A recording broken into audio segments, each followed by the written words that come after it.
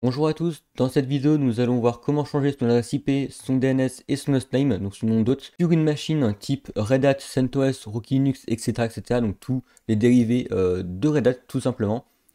Et on peut commencer tout de suite. La première chose qu'on va faire c'est un IPA, tout simplement pour voir qu'est-ce qui se passe sur nos interfaces. Ici on peut voir que j'ai mon adresse de loopback, donc ça ne nous intéresse pas.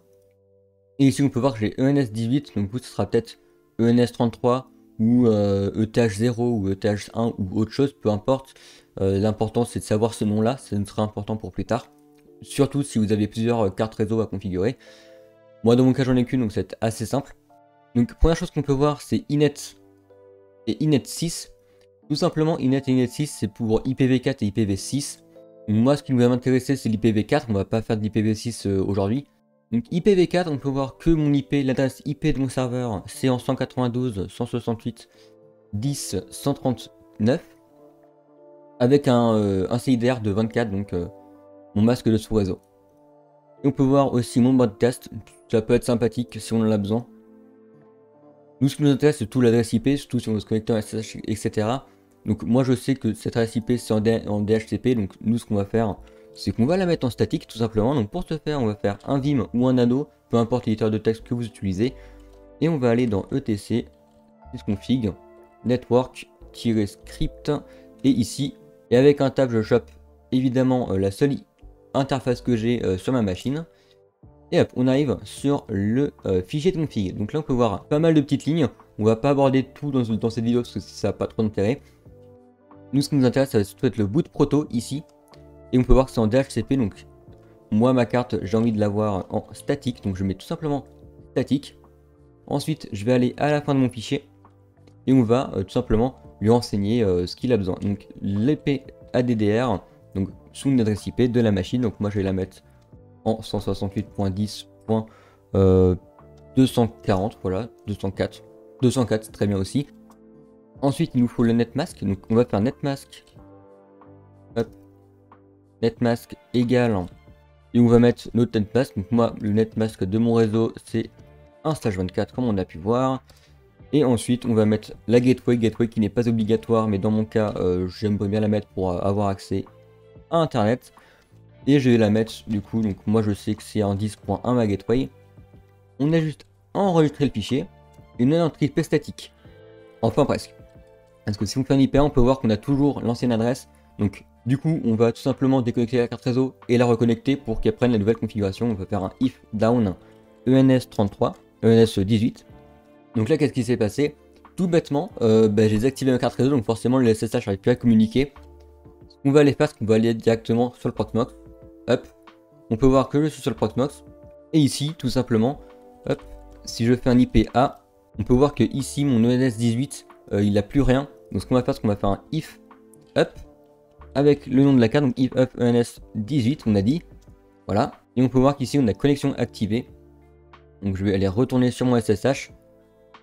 Et ce que je vais faire, c'est que je vais pas mettre 139 évidemment, avec mon IP a changé. Mon IP maintenant, c'est 204. Et là, si je fais un IPA, on peut voir que mon IP est en 204.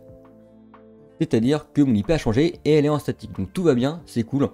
Donc maintenant, ce qu'on va voir, c'est comment changer le DNS. Donc pour voir son DNS, c'est tout bête, on peut faire un cat/etc resolve.conf. Et ici on peut voir qu'on n'a pas de DNS, vu qu'on n'est plus en DHCP, j'ai reload la carte, donc j'ai pas renseigné mon DNS. Donc deux manières de faire, soit on renseigne directement le DNS dans le fichier cat/etc resolve.conf. Moi je vais vous présenter une autre manière de faire que je trouve plus intéressant, c'est de retourner dans le fichier de tout à l'heure, donc etc sysconfig network script avec ma carte réseau, et on va aller en bas, hop, encore une fois, voilà, on va se séparer pour que ce soit un peu plus joli quand même, et on peut mettre tout simplement, et on va mettre DNS1 égale le DNS qu'on souhaite. Donc moi j'ai envie d'avoir un DNS, mon DNS local, c'est en .list.2, je peux mettre aussi un DNS autre, un deuxième DNS, hop, DNS2 égale, et là on peut mettre par exemple le DNS de .9. On va juste tout simplement, comme tout à l'heure, enregistrer le fichier. Et donc là, comme tout à l'heure, forcément, j'ai changé des paramètres réseau. Donc on va tout simplement faire un if down ENS33, ENS18 décidément. Forcément, je repère ma connexion.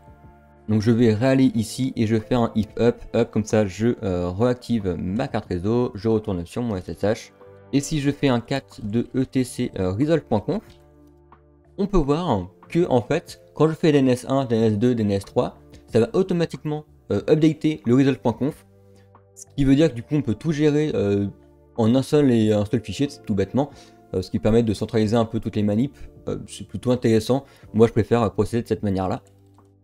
Et maintenant que ça c'est fait, on va voir la dernière partie de cette vidéo, c'est-à-dire changer le hostname. Donc le hostname, hop, on va taper la commande hostname ctl, et là on peut voir plusieurs informations. On peut voir que le châssis c'est une VM, ok, très bien. On peut voir l'OS, donc moi c'est une Rocky Linux 8.5. Et surtout ce qui nous intéresse nous dans d'autres cas, on peut voir le static hostname, donc ça c'est mon hostname. Donc ce que j'ai envie c'est de le changer tout bêtement. Donc on a également plusieurs manières de procéder, soit on peut passer directement par le fichier de conf, soit une manière plus rapide de le faire, c'est faire un hostname.ctl set-hostname, et ici on va mettre le nom le nom qu'on veut. Donc moi je vais mettre Rocky Vidéo, voilà. Hop, et si je refais un hostname.ctl, on peut voir ici Rocky Vidéo qui est apparu. Évidemment ça va pas suffire. Quand vous changez le hostname, que ce soit d'une machine Windows ou d'une machine basée sur du Unix, on procède à un reboot. Comme ça on est sûr que tout va bien. Donc la machine va rebooter dans son coin. Donc ça veut dire qu'après qu'elle soit rebootée, paf, tout va marcher, tout va bien. Donc voilà, j'espère que cette petite vidéo vous aura été utile et vous aura aidé. En tout cas, si vous avez des problèmes, si vous avez des questions, etc., n'hésitez pas à venir sur le Discord, le lien est toujours en description comme d'habitude. Et sur ce, on se retrouve pour une prochaine vidéo. Allez, ciao!